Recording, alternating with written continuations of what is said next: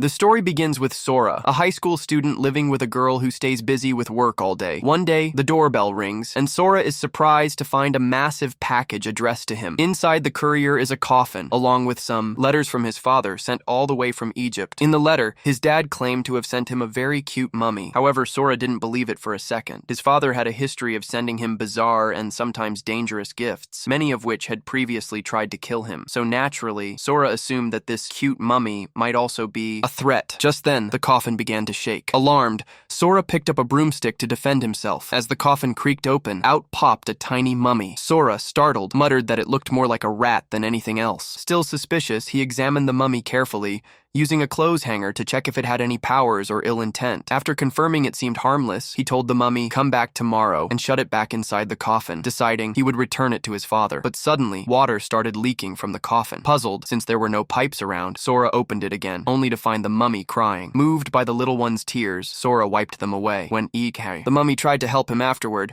Sora firmly said no and told it to stay inside the coffin. However, the mummy communicated through sign language, asking to stay with him and promising to help around the house. Sora, unconvinced, replied that she was way too small to be of any use. This made the mummy cry again. Watching her cry melted his heart, and Sora reluctantly agreed to let her help, though he already knew she likely couldn't manage much. As expected, she failed at most tasks and even ended up soaking herself in the process. Sora then gently dried her off. Unsure of what to do next, Sora reread his father's letter, which warned him never to remove the mummy's bandages. No matter what. Curious, Sora wanted to learn more about her, but couldn't find anything in the books about such a tiny mummy. Meanwhile, the mummy started crying again. That's when Sora finally decided to let her stay with him, but to keep her around, he felt she needed a name. Just then, his dog Pochi walked in, and Sora picked him up and hugged him. Seeing this, the mummy tried to copy Pochi's actions, hoping Sora would hug her too. She started barking like the dog, surprising Sora. She then jumped onto his shoulder. Sora put Pochi down, hoping the dog would scare the mummy off his shoulder, but instead, Pochi got angry. To calm him down, Sora had to pick Pochi back up and cuddle him again. The mummy, still trying to get attention,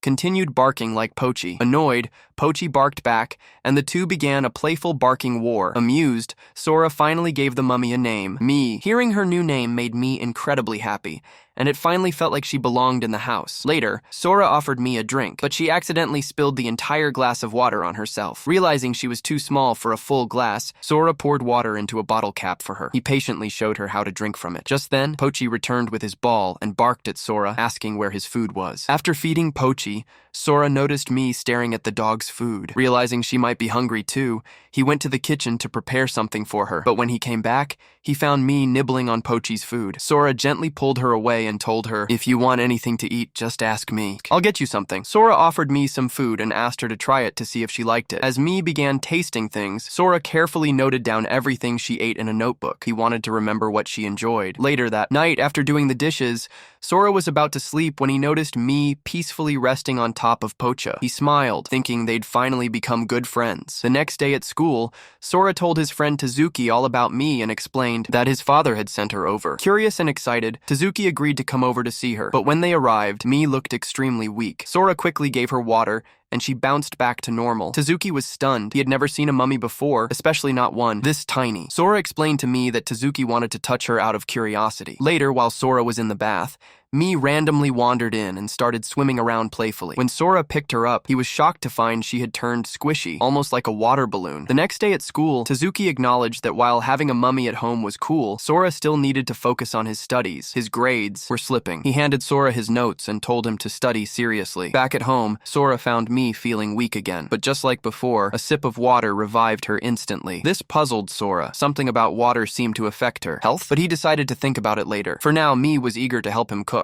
Mai tried to lift a huge knife, but Sora stopped her immediately and promised to make a smaller one just for her. As soon as she received her own little knife, Mii teared up with joy and began chopping vegetables enthusiastically. But while walking away with the chopped veggies, she slipped. Luckily, Sora caught her just in time, though he accidentally hit his face against the wall in the process. Seeing Sora hurt made Mii cry, thinking it was her fault. But Sora laughed it off, telling her not to worry. Accidents happen. Mii smiled again, and soon the food was ready. The aroma filled the house, even reaching reaching the room where Sora's other housemate, the hard-working girl, was still busy working. After dinner, Sora began copying the notes Tezuki had given him. Mai tried to help but couldn't flip the pages properly, so instead she created her own little notebook to mimic what Sora was doing and be part of it. Just then, Tezuki arrived again, told Sora to relax, and offered to bring him a snack. But that left Mii alone with Tezuki, something she wasn't comfortable with. Tezuki, sensing her nervousness, tried to be friendly. He offered her some food and asked her to come closer. Mii cautiously approached, and just when she did, Tezuki grabbed her. His plan? To unwrap her bandages and see what was underneath. Then, Sora returned, smacked Tezuki, and rescued Mii. He warned him never to treat Mii that way again. If he wanted to be friends with Mii, he should try feeding him dog food instead. Tezuki did just that, and Mii accepted it. He even rubbed his cheeks against Tezuki's hand, showing forgiveness. Realizing how he had treated something so pure, Tezuki felt ashamed of himself. While sipping tea, Sora said, "I'm thinking about taking Mii to school with me daily. Every time I leave him at home, he falls sick." Tezuki thought Sora was joking, but the next day, Sora really brought Mii to school, hidden inside his bag. Mii kept trying to come out, but Sora stopped him. After class ended, Sora let Mii out and told him to behave like a stuffed toy to avoid being noticed. Mii agreed. As Sora was about to place him under the bench, a girl classmate walked in and started playing with Mii, thinking he was an actual toy. Sora said, "If you like it so much, I can make 2 or 3 for you." They ended up making several stuffed toys together. But by mistake, the girl took Mii home, thinking he was one of the fakes. Sora realized too late. She had locked Mii inside her PE locker. Now Sora and Tezuki had to figure out how to rescue Mii. Meanwhile, Mii himself decided to escape. He squeezed out of the locker, crawled into a wall hole, and entered an air duct, where a mouse started chasing him. Sora, in the meantime, joined the PE class with Tezuki and ran a race. After finishing, he told Tezuki, "Let's check the locker." But just then, Mii came running out of the bushes, still being chased by the mouse. Sora picked him up and promised, "You don't have to pretend to be a toy anymore. I'll take care of you from now on." Later, the girl returned to class, upset that she had lost her stuffed toy. Sora comforted her and gave her a real one this time. One morning, Kid stepped out and noticed dog food in the lunchbox. She asked Sora if he was feeling okay. Why? Was he eating dog food? He replied, "It's not for me, it's for someone else," and introduced Mii to her. They looked at each other, surprisingly calm and unafraid. We also learned that Kid is actually Sora's aunt. When Sora showed her the coffin he arrived in, she got excited. She'd always wanted to see something like it. As Sora rushed to school, he packed quickly and tucked Mii into his bag. But on the way, he tripped and fell. When he woke up, he realized he'd caught a cold. So he decided to isolate himself in a room so no one else would get sick. Sora suddenly felt thirsty and asked his aunt to bring him some water. However, when she reached his room door, Sora didn't even have the energy to walk up and open it. But his aunt wasn't one to give up easily, so she climbed in through the window, wearing a mask, and handed him both medicine and water. Along with her came Mii, who had bandaged his face like a mask. After that, his aunt decided to cook something, so she left Mii with Pocha and told him to rest. But Mii, still missing Sora deeply, started crying non-stop. Meanwhile, Sora stepped out of his room despite his fever. He needed to change clothes. But as he was doing that, he suddenly heard his aunt yelling from the other room. When he rushed over, he found out that his aunt was shouting because Mii had fallen seriously ill. He had become dehydrated. Sora quickly gave him water, and Mii began to recover. Out of relief and joy, Mii jumped into Sora's arms, but Sora collapsed to the ground from weakness. Mii was fine now, but Sora was still sick. That's when Tezuki came to check on Sora. Seeing his condition, Tezuki had to cook for him and make sure he took his medicine, as Sora's aunt was swamped with work again and couldn't step away from her room. It felt like she was working in Infosys or something. After feeding Sora, Tezuki also took care of Pocha and Mii, making sure they had food too. But later that night, Sora's condition got worse again. He started burning up with fever. Mii, determined to help, decided to fetch a cold towel for Sora. However, the chair was too high for him to reach the towel, so Mii climbed up himself, eventually falling into a bowl filled with water. He absorbed the water into his own body and placed himself on Sora's forehead. All night long, Mii kept repeating this, absorbing water and cooling down Sora's fever by lying on his head. By morning, Sora had recovered, but now Mii had caught a cold from staying soaked in water for too long. As Sora cared for Mii, Mii suddenly asked to go outside. Sora refused, saying he was sick and needed to rest, but Mii kept trying to get out from under the blanket and ran toward the window. Finally, Sora gave in and said, "Okay, we'll go out, but only if you wear a scarf and a hat." Once they stepped outside, Mii started digging into the ground. Sora had no idea what he was trying to do. Then Pocha, the dog, showed up and helped Mii dig a deeper hole. Eventually, Mii climbed into the hole they dug. Meanwhile at school, Tezuki was feeling lonely since his best friend wasn't there, and he couldn't meet Mii either. But unknown to him, someone was quietly following him, watching him from the shadows. Back at home, Sora grew anxious. It was getting late and nearly evening, but Mii hadn't come back out of the hole. Worried, he hugged his dog and started crying, afraid something had happened to his little friend. Sora begins reminiscing about a memory from his past. He once found an injured bird and felt compelled to take care of it, but his friend Tajuki had warned him not to get too attached, saying the bird wouldn't survive, and looking after it would only bring heartbreak. Sora didn't listen, and cared for it anyway. Sadly, the bird died, and he was devastated. His dad had comforted him, telling him that at least he tried his best to help it. Back in the present, Mii finally climbs out of the hole and runs straight into Sora's arms for a hug. It turns out he went down there not just for fun, he did it to recover. Apparently, being surrounded by dirt helped draw out the excess water from his body, helping him feel better. Now that he was back, Mii was hungry. Sora quickly fetched some snacks for him. Suddenly, Kid enters the kitchen, declaring she'll be the one to cook today since both Sora and Mii had been sick recently. But the moment she puts on her glasses,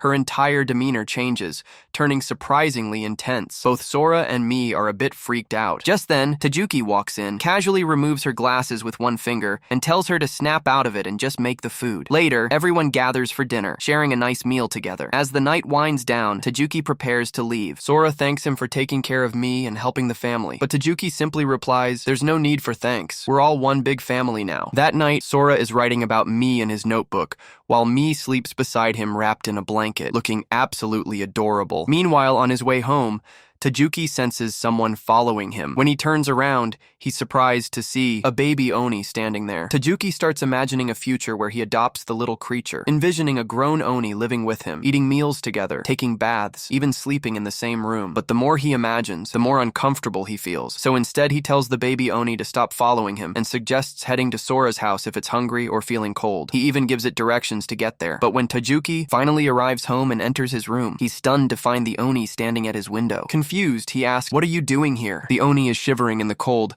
but Tasuki still says, "I'm not letting you in," and shuts the curtain. After that, he takes a bath and helps his sister with her homework. Later, when he checks the window again, he's surprised to find the Oni still standing there. Feeling bad, he finally lets him in and goes to get some food. But when he returns, he finds the Oni already asleep. Tasuki mutters, "You're filthy. You need a bath first." After giving him a bath, the Oni crawls into Tasuki's bed and sleeps beside him. But the moment the sun rises, Tasuki throws the Oni out of the house, saying, "Don't come back again." At school, Tasuki tells Sora everything. Sora asks, "Why didn't you just let him stay? Maybe he's the last one of his kind. Maybe he came to you for help." Hearing that makes Tasuki feel a little guilty. That night, when Tasuki returns home, the Oni is waiting by his window again. Tasuki lets him in and gives him food, but the next morning, he throws him out again. This pattern continues for several days. We see Tasuki feeding and sheltering the Oni at night, only to kick him out the next morning. Soon, Tasuki's sister finds out about the Oni too. She tells him, "Why don't you give him a name?" Tasuki then shares the whole story with Sora. Sora suggests, "Why not bring him over to my place tonight? Maybe he and me can become friends." That night, when Tasuki gets home, the Oni is upset. He's holding a stuffed toy that looks a lot like me. He's mad because he thinks Tasuki is planning to replace him with someone else. Tasuki reassures him, saying, "I'm not bringing anyone else into this house, don't worry." Tasuki takes the Oni to Sora's place. When the Oni first sees Mii, he's terrified. Mii starts chasing him around. Then the Oni starts chasing Mii. And soon, even the dog joins in, running after both of them. Eventually, all three of them are playing together and having fun. After a while, they all collapse from exhaustion. Sora says, "Looks like they've become friends." Then he asks Tasuki, "So what name are you going to give this little Oni?" Tasuki thinks really hard, using every ounce of brain power he has, and finally decides on the name Koni. The Oni gives a thumbs up and says he likes the name. Later, all four of them start making sushi together. Mai is surprisingly good at it and helps Sora a lot. On the other hand, Koni struggles since he's never cooked before. But after a lot of effort, he manages to make one sushi and proudly feeds it to Tasuki. Seeing their different skill levels, Sora and Tasuki decide to make a special sushi piece together